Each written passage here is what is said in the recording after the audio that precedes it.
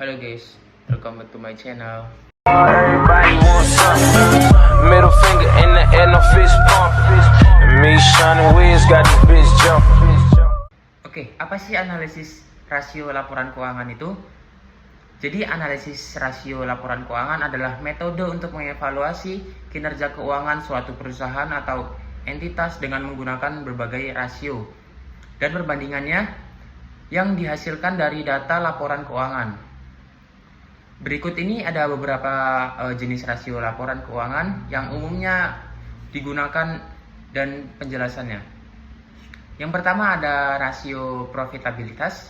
Di rasio profitabilitas ini dalamnya ada 3 rasio lagi, yaitu rasio laba bersih, return on asset, dan return on equity. Rasio laba bersih ini merupakan presentasi laba bersih terhadap pendapatan rasio. Yang kedua yaitu return on asset, merupakan presentasi laba bersih terhadap total aset perusahaan. Rasio ini mengukur sejauh mana perusahaan efisien dalam menggunakan asetnya untuk menghasilkan keuntungan. Dan yang ketiga yaitu ada return on equity, yaitu laba bersih terhadap ekuitas pemegang saham tertinggi. Rasio ini mengukur sejauh mana perusahaan memberikan pengembalian kepada pemegang saham tersebut. Dan yang kedua ada rasio likuiditas. Rasio likuiditas ini di dalamnya ada 2 rasio lagi, yaitu rasio lancar dan rasio cepat. Nah, di rasio lancar ini merupakan rasio antar aset lancar dan kewajiban lancar. Rasio ini juga mengukur kemampuan bagaimana sih perusahaan tersebut memahami kewajiban lancar dengan aset yang dapat diubah menjadi uang tunai yang dalam waktu yang singkat. Yang kedua, rasio cepat. Rasio cepat ini serupa dengan rasio lancar, tetapi mengabaikan persediaan untuk memberikan gambaran yang lebih konservatif tentang likuiditas. Yang ketiga ada rasio solvabilitas. Di dalam rasio solvabilitas terdapat rasio utang terhadap ekuitas dan rasio utang terhadap total aset.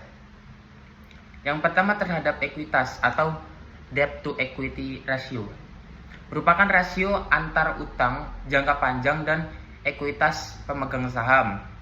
Rasio ini mengukur tingkat hutang perusahaan dalam hubungan dengan ekuitasnya. Yang kedua yaitu terhadap total aset atau debt to total asset ratio. Rasio ini menghitung antara utang jangka panjang dan total aset perusahaan. Dan rasio ini juga mengukur tingkat hutang dalam hubungan dengan suatu aset. Yang keempat ada rasio efisiensi dan aktivitas. Di dalamnya terdapat rasio omset aset atau assets turnover ratio dan rasio perputaran piutang atau account receivable turnover ratio. Omset aset merupakan rasio antar pendapatan bersih dan total aset perusahaan. Sementara rasio perputaran piutang adalah merupakan rasio antar penjualan kredit dan saldo piutang. Oke, thank you for watching. Bye bye.